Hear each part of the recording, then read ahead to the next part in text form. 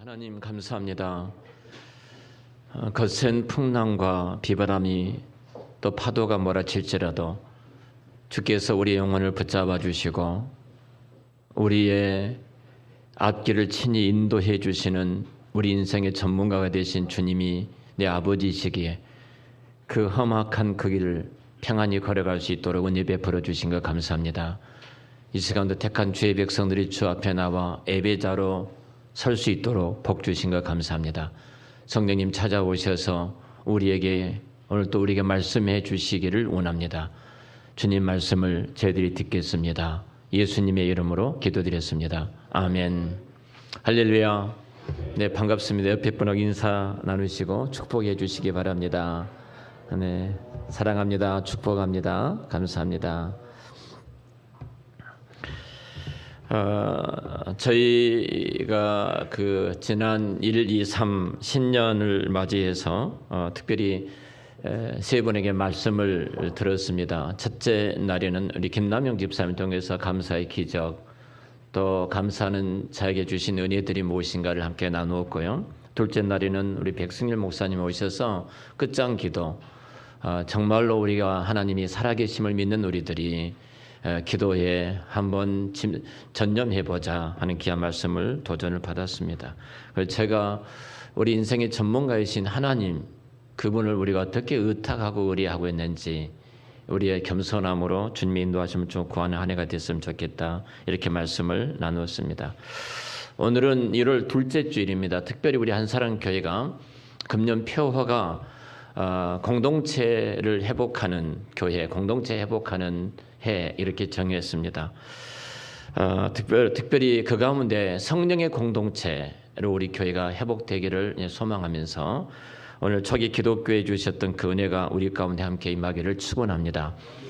먼저 이 성령이 임했던 초기 기독교회를 보면은 하나님이 약속하셨던 성령이 저들 가운데 임했는데요. 성령은 그냥 모였을 때 아주 단순하게 말을 합니다. 저들이 모였을 때. 그러니까 갑자기 임한 것이죠. 어느 순간이라도 성령이 우리 가운데 임하게 될 줄로 믿습니다. 여러분들이 감사 노트, 감사로 서는 교회, 감사로 사는 교회, 이 감사일기를 쓰시는데 거기에 강한 성령의 임재하심을 오늘 느낀 적 있습니까? 이런 질문을 제가 써놨어요. 매일매일 여러분들은 그 질문 앞에 서게 될 것입니다. 집사람이 저한테 묻더라고요. 여보, 어떻게 성령의 강한 임재하심이 있어? 이제 이렇게 질문하더라고요.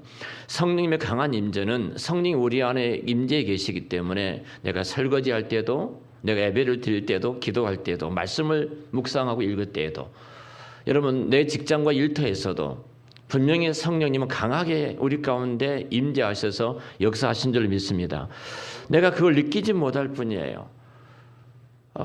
제가 좀 제 이야기를 죄송합니다만 어제 1시 한 50분, 11시 한 반 정도 잠이 들어서 1시 50분 정도 잠에서 깨웠어요. 그 깨웠던 이유는 이거 뭐 다른 이유가 아니고 너무 강력한 메시지를 제가 전하고 있었습니다. 그러니까 제가 그렇게 은혜스럽게 설교한 적이 얼마나 있을까. 그러니까 성령이 폭포수처럼 부어주시는 그 말씀을 전했어요. 꿈속에. 너무 제가 감동이 되어져서 은혜를 제가 받게 된 거죠. 그래서 눈을 떴습니다. 눈을 떠서 제가 너무 강하게 주의 은혜가 임해서 제가 유튜브에 한 찬양을 듣고 싶었어요.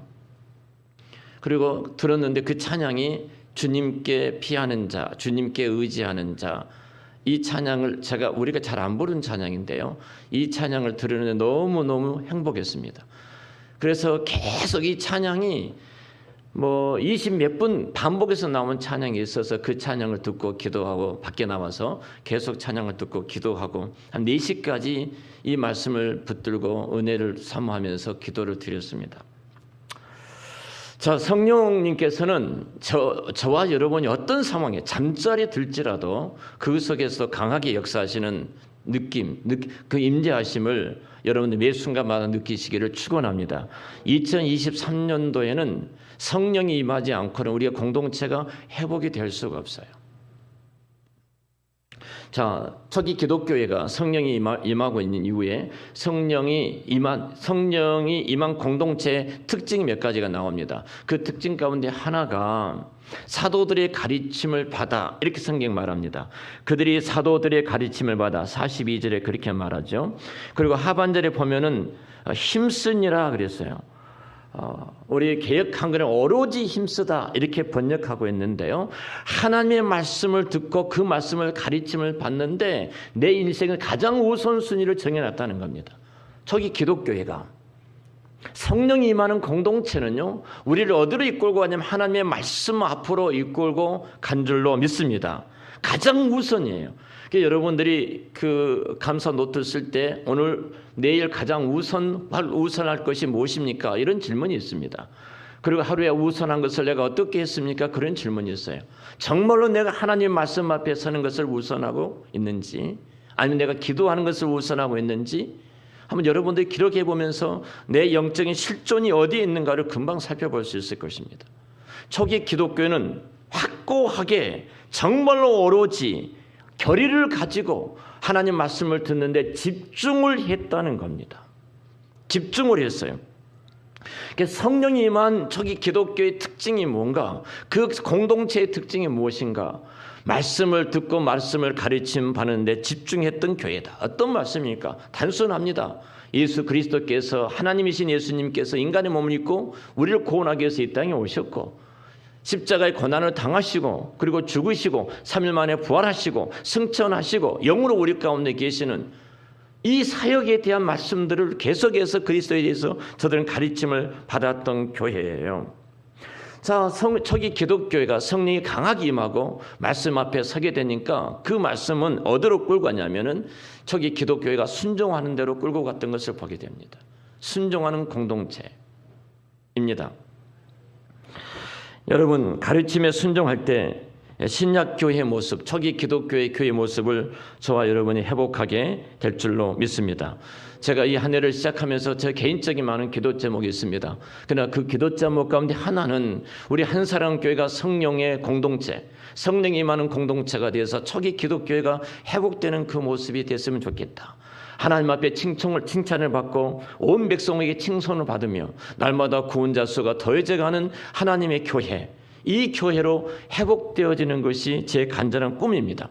기도 제목이기도 합니다. 또 하나는 여러분들 각자가, 여러분 한 분 한 분이 정말로 초기 기독교회처럼, 성도들처럼 가슴에 그 복음으로, 하나님의 사랑으로, 그 능력으로 활발 타오르는 한 해가 되시기를 축원합니다. 기쁨이 있고 기도가 있고 감사가 넘치는 교회입니다. 누가복음 10장에 보면은 38절부터 42절 말씀까지 보면은 마르다와 마리아 사건이 등장합니다.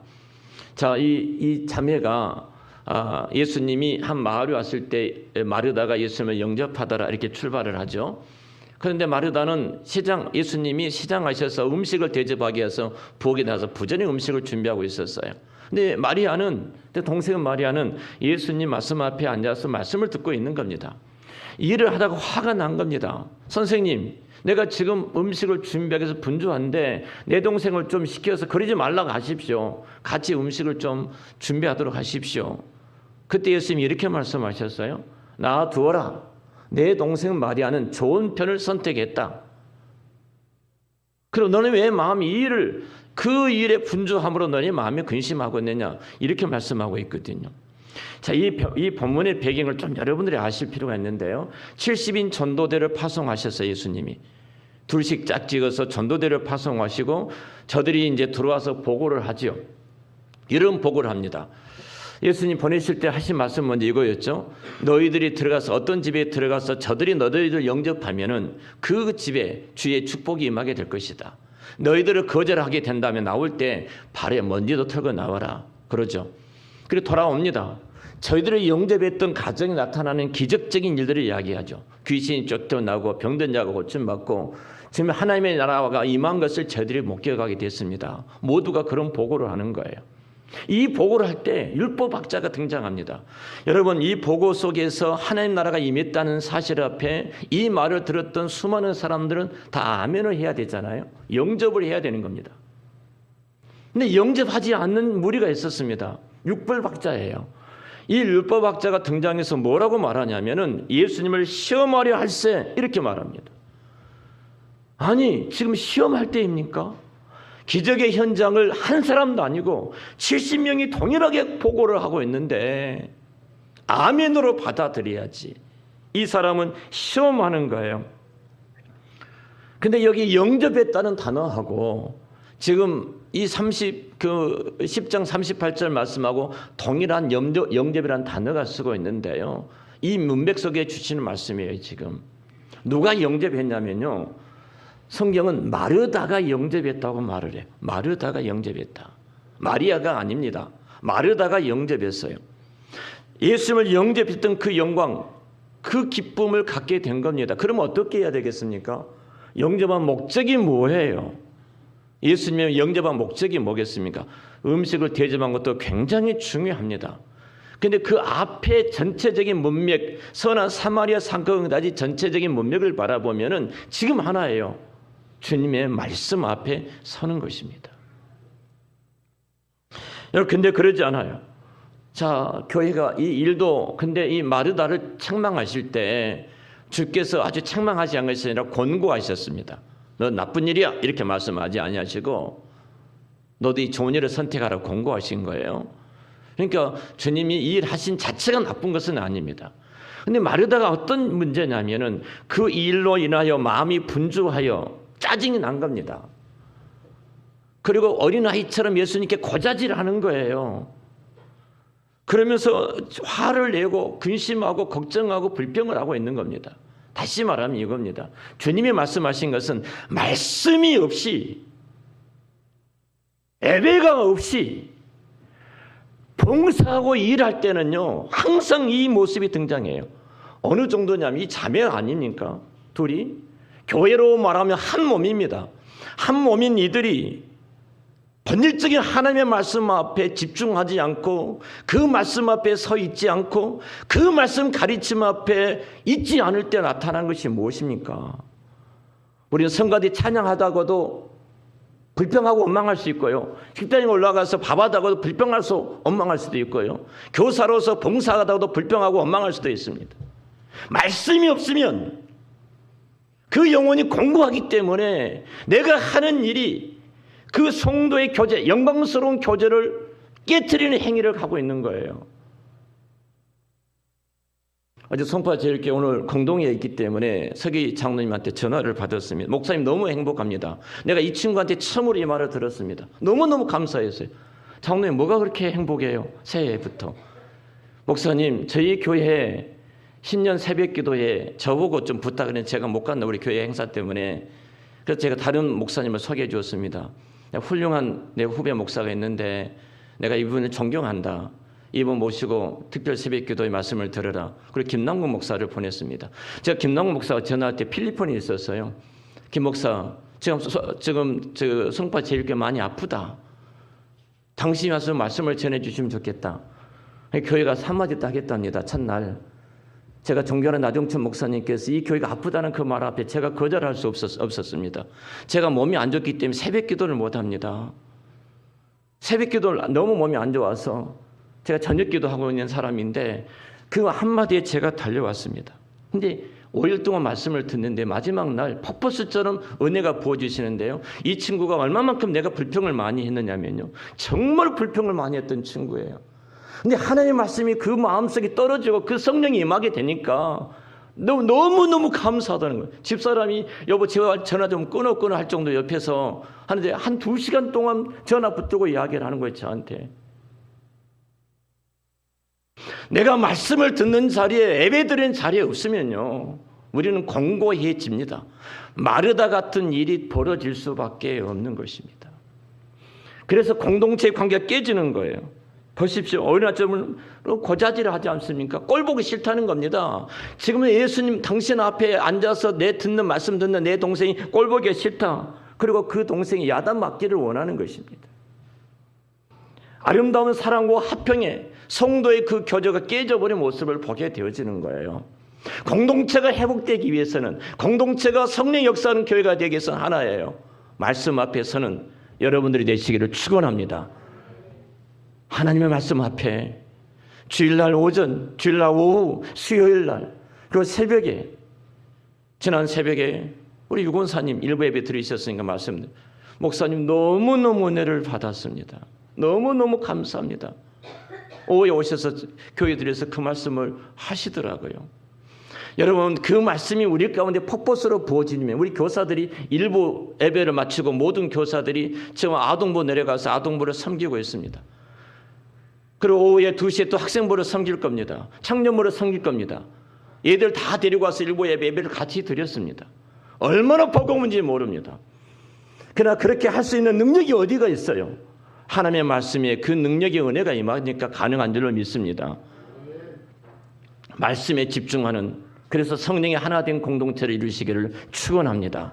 말씀이 있는 자리에 항상 여러분들이 그 자리에 계십시오. 두 번째로 저게 기독교의 성령이 충만한 교회의 모습은 특징이 하나가 교제하더라. 교대하더라. 이 교제란 말 앞에는 또 정관사가 똑같이 붙어 있습니다. 특별한 교제입니다. 그러니까 이 교제를 바라볼 때 일반적으로 모임이 아닌 거예요. 세상에서 사람들이 만나서 담소하는 정도가 아니었다는 겁니다. 이들의 교제는 특별한 어떤 정관사가 붙어서 나타나는 교제인데 두 가지입니다. 하나는 성삼위 하나님을 중심으로 나눔이 있는 교제예요. 하나님과 함께 있는 교제함이에요. 우리는 이 하나님이 함께하는 교제를 빼뜨려버립니다. 제가 저는 목요일날 1시 반에 족구하러 왔습니다. 한 달이 넘도록 처음 나갔는데요. 이영모 목사가 전화 와서 남 목사님 좀 나와주십시오 해서 갔습니다. 뭐 축구 레전드 아닙니까? 우리 감독처럼 그냥 같이 족구장에 있습니다. 근데 가자마자 이제 도착하니까 다 모였습니다. 목사님 8분이 모여서 이영모 목사님이 다 같이 우리 함께 모여서 기도합시다. 손을 다 잡고 뜨겁게 함께 기도하고 누가 한 분이 기도해 주십시오. 족구를 마쳤습니다. 5게임을 했습니다. 마치고 나자마자 이영 목사님이 또 다 같이 기도하고 또 누가 기도해 주십시오. 여러분이 족구가 친교하는 모임도 되고 건강도 중요하지만 그 모임 가운데 성도의 진정한 교제가 이루어지는데요. 기도하기 때문에 그렇습니다. 여러분들 우리 재정부가 모일 때 기도하고 재정을 집례를 합니다. 기도하지 않으면은 여러분 반드시 사단의 시험에 드는 거예요. 성령의 진정한 교제가 있는 교회, 하나님이 영이 운행하는 교제가 되어져야 돼요. 이 교제는 그 교제예요. 그 교제, 정관사가 붙었습니다. 나눔이 있는 교제였습니다. 초기 기독교는 나눔이 있는 교회. 얼마나 어느 정도 나누었냐면은 44절부터 45절까지 보면은 초기 기독교회가 서로의 소유를 나누었다라고 말을 합니다. 서로가 서로의 모든 소유를 나누어요. 이 소유는 동산과 부동산이 다 포함되어 있습니다. 초기 기독교회는 저들이 가난한 적 없다라고 표현하고 있어요. 얼마나 많은 성도들이 모인 줄 아십니까? 하루에 3,000명이 모일 정도로 대단한 모임을 가졌어요. 근데 성경은 뭐라고 그래요? 저희들 가운데 궁핍한 자가 없더라. 할렐루야. 성령이 운행하는 교회는 저들 가운데 궁핍함이 없는 거예요. 하루에 3,000명이 회개하고 돌아온 교회예요. 여러분, 성령의 공동체는 특징이 하나 있습니다. 그것은 나눔이 있는 공동체입니다. 그리스도의 사랑이 있고 저들의 피로를 나눠주고 손을 펴서 저들을 붙잡아주고 전화 한 통화를 통해서 저들을 위로하는 그 나눔이 있는 성령의 공동체입니다. 이처럼 초기 기독교회는 우리가 이 교제할 때 따뜻함이 있을 때 여러분 교회 가고 싶다 그런 마음이 들어지는 거예요. 우리 목장 모이고 싶다. 지겨워가 아니라 따뜻한 나눔이 있기 때문에 그런 마음이 드는 거예요. 제가 과천에 한 교회 가서 집회한 적이 있습니다. 그 목사님과 교제를 나누는데요. 제가 갈 때 한 60-70명 모인 교회인데요. 그 교회가 아파트가 들어온 이유도 있을 겁니다. 과천이 새로 아파트가 들어왔잖아요. 다 새로 재건축해가지고 지금 한 200명 모인다고 하시더라고요. 근데 그 교회 다니시는 이제 성도님 한 분이 제가 아는 분이 친하게 아는 분이 있습니다. 용인서 그 교회를 다니는데 또 전화가 왔어요. 연초에 인사를 하면서 목사님, 저는 용인서 과천까지 간 나이 드신 분입니다. 너무 행복합니다. 교회가 따뜻함이 있습니다. 따뜻함이 있습니다. 여러분 한마디 말, 여러분 손 하나 붙잡아 주는 것, 그리고 성도들에 대해서 관심을 갖고 내가 다가갈 때 그 따뜻함 때문에 이 교회에 오는 것이 행복한 교회. 사람의 힘으로 안 됩니다. 그래서 제가 우리 장로님 모였을 때 한마디 딱 했습니다. 친절한 교회여야 됩니다. 성령이 임하는 교회는 친절한 교회다. 내가 주일날 예배 왔을 때 장로님 몇 분하고 인사하고 계십니까? 여러분들 교회 왔을 때 몇 분하고 같이 인사를 하고 계십니까? 그걸 보면 내가 이 교회 얼마나 친절한 따뜻한 교회를 알 수가 있다는 거예요. 성령이 많은 교회는 이렇게 교제하는 그 아름다움이 있습니다. 또 성령에 임한 그 공동체의 이 아름다운 모습은 떡을 떼며 오로지 기도하기를 힘쓰니라. 시간상 합해서 말씀을 드리겠습니다. 떡을 떼다 기도하다 똑같이 정관사가 붙었습니다. 떡을 뗀 것은 그 떡 단순히 식사가 아니라는 거죠. 무슨 정관사가 붙은 것은 특별한 거예요. 예배 가운데 이루어지는 성찬을 지금 말을 하고 있는 겁니다. 성찬이 임한 예배를 하는 행위입니다. 가르침이 있고 그리고 교제가 있고 저들 가운데 예배 속에 하나님의 임재하심이 있었던 교회였습니다. 성령님께서 이 예배 가운데 함께 하신 줄로 믿습니다. 제가 언젠가도 개척교회 목사님의 이야기를 한 번 드린 적이 있습니다. 이 목사님이 개척했는데 예배당도 없고 벌품도 없습니다. 초라합니다. 그래도 부푼 꿈을 갖고 기도하고 응답을 받고 개척을 했어요. 그런데 첫째 주는 아무도 오지 않습니다. 그래도 개척을 시작했으니까 그럴 수 있지 하고 행복하게 예배를 드렸어요. 둘째 주도 아무도 오지 않습니다.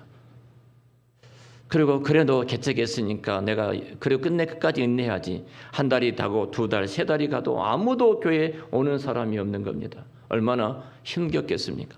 하나님 앞에 짜증내면서 불평을 합니다. 하나님 이럴 수 있습니까? 정말로 이게 뭡니까? 교인도 없고 사모와 어린 애들만 데리고 예배를 드리는데 이것도 예배라고 할 수 있습니까? 이렇게 하나님을 하소연하고 잠이 들었어요. 근데 꿈에 하나님께서 찾아오신 겁니다. 찾아오셔서 하나님께서 말씀을 하시는 거예요. 그런데 예배를 드리고 있는데 꿈속에 두세 사람이 앉아 있는데 그 교회에 빛난 천사들이 꽉 차 앉아 있는 겁니다. 깜짝 놀란 거예요. 그러고 나서 큰 어떤 음성이 들리는 겁니다. 그 음성을 이 친구가 이제 듣게 된 겁니다. 그래 뭐라고 하냐면은 왜 아무도 없다고 하느냐? 너 혼자 예배를 드리고 너 혼자 기도한다고 그렇게 생각하느냐? 혼자가 아니다.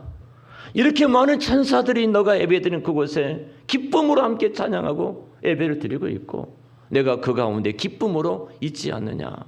이 꿈을 꾼 거예요. 너무너무 기뻤어요. 혼자가 아니었구나. 이 시간도 성령님께서 우리 가운데 함께 하신 줄을 믿습니다. 주의 천사들이 우리 예배 가운데 함께 수종들며 이 자리에 계신 줄을 믿습니다. 성삼위 하나님이 온전히 영광을 받으시도록 천사들이 돕고 계시는 거예요. 이 친구가 이 감격을 받은 이후에 힘 있게 말씀을 전하고 예배를 침례하고 인도하는데 성령이 강하게 역사하기 시작하신 거예요. 놀라운 풍의 불길이 그 교회에 타올랐습니다. 여러분 수천 명이 모여서 예배를 드리면 예배를 드린 것 같고 소수의 몇 사람이 예배를 드리면 예배를 드린 것 같지 않습니까? 혼자 예배 드리면 예배가 아닙니까? 예배 드릴 때 사람 숫자가 많아야 합니까? 그것이 초라하게 느껴집니까? 일부 예배는 숫자가 적기 때문에 초라하게 여겨지고 이 예배는 좀 더 많기 때문에 더 그것이 크게 여겨집니까? 아닙니다. 본질은 예배하는 자리가 어떤 자리인가를 알아야 합니다.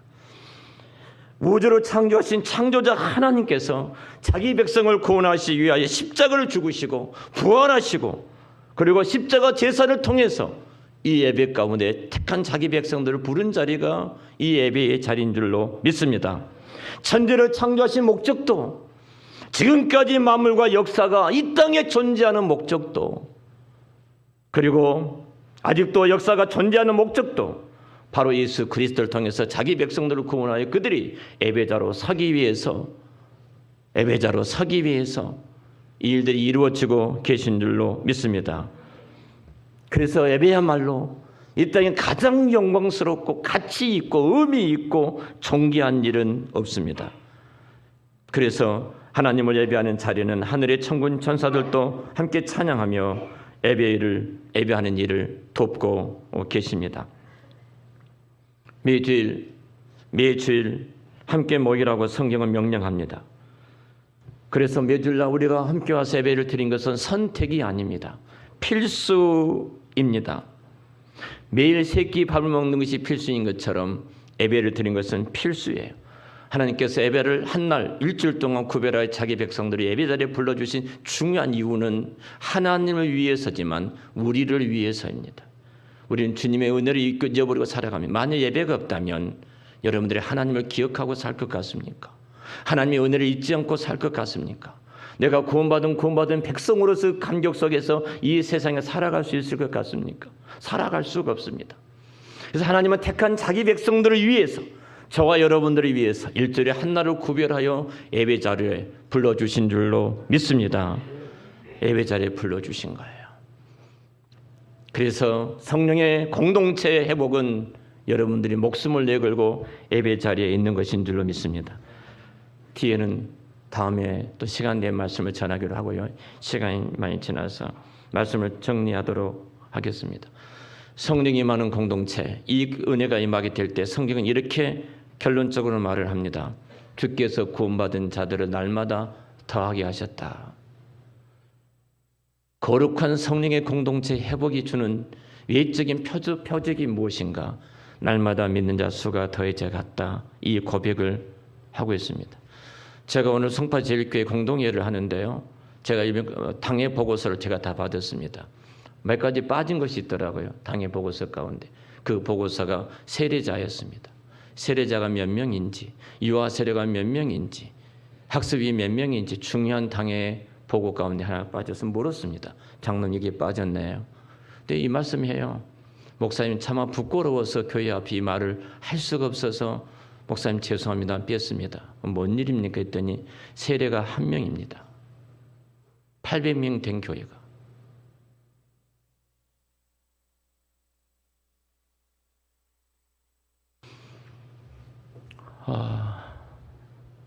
유아 세례 있습니까? 없습니다. 학습이 있습니까? 없습니다. 1년에 한 사람이 세례를 받았다는 겁니다. 장로한테 말했습니다. 회개하고 당의 경과 보고에 그거 넣으십시오. 빼지 마십시오. 우리 회개가 될 일입니다. 재정이 20억이 넘는 1년 예산을 세우는 것이 중요한 것이 아닙니다. 교회가 뭡니까?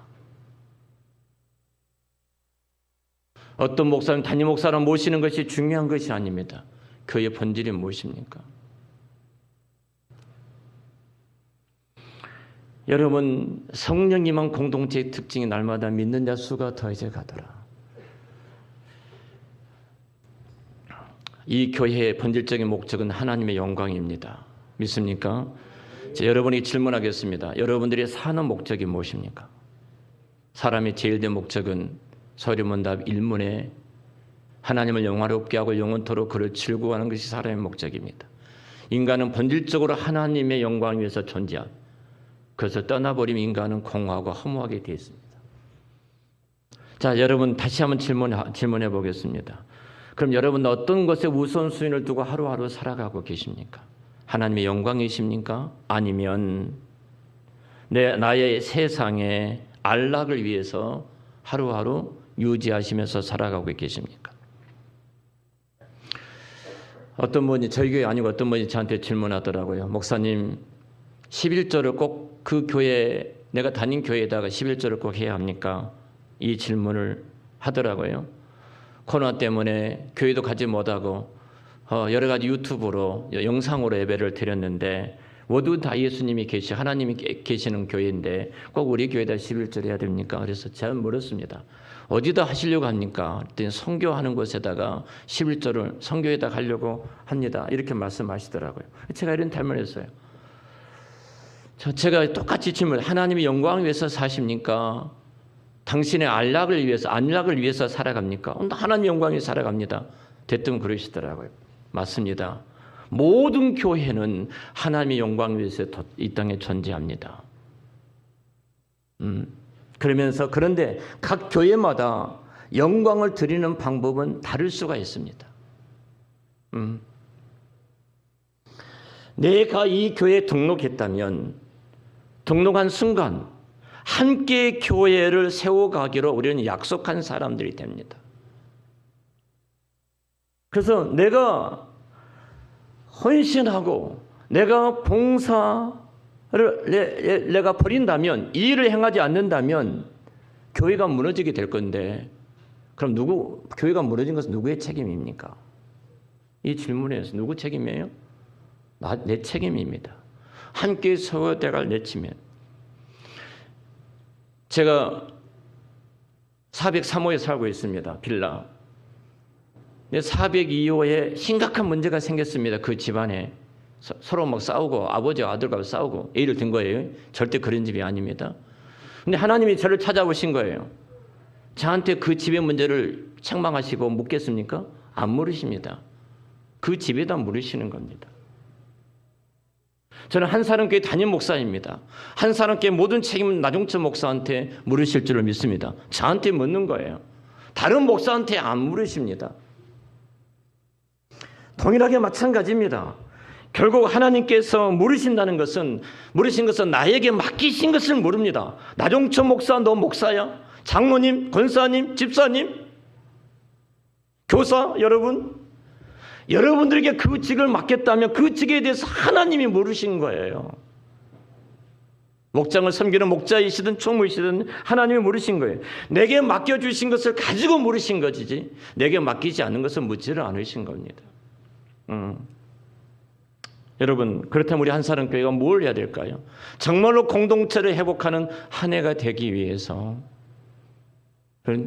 이 세 가지는 꼭 해야 합니다. 바로 하나님 말씀을 듣는 일에, 말씀을 가르침 받는 일에 집중하십시오. 말씀이 있는 곳에 여러분이 있어야 됩니다. 안 그러면 꼭 마르다 같은 자리에 여러분이 있는 것을 보게, 그리고 공허하다고 말을 해요. 허전하다고 말합니다. 또 하나, 여러분 성도의 따뜻한 교제가 넘치는 교회, 정말 내 형제를 붙잡고 다가갈 수 있는 교회, 행복한 교회, 그리고 예배가 회복이 되어져 이 어두운 시대를 살려나가는 하나님 앞에 칭송받고 모든 백성이 칭송받는 교회가 되어 날마다 믿는 자 수가 더해져가는 은혜가 이 교회에 함께 하시기를 우리 주의 이름으로 축원합니다. 기도하겠습니다. 하나님, 은혜를 감사합니다. 우리 한사람교회가 초기 기독교회가 교회로 회복되기를 원합니다. 그래서 날마다 믿는 자 수가 더해져가는 이 은혜를 이 교회 위에 베풀어 주시옵소서. 모든 영광을 주께 올려드립니다. 예수님의 이름으로 기도드렸습니다. 아멘.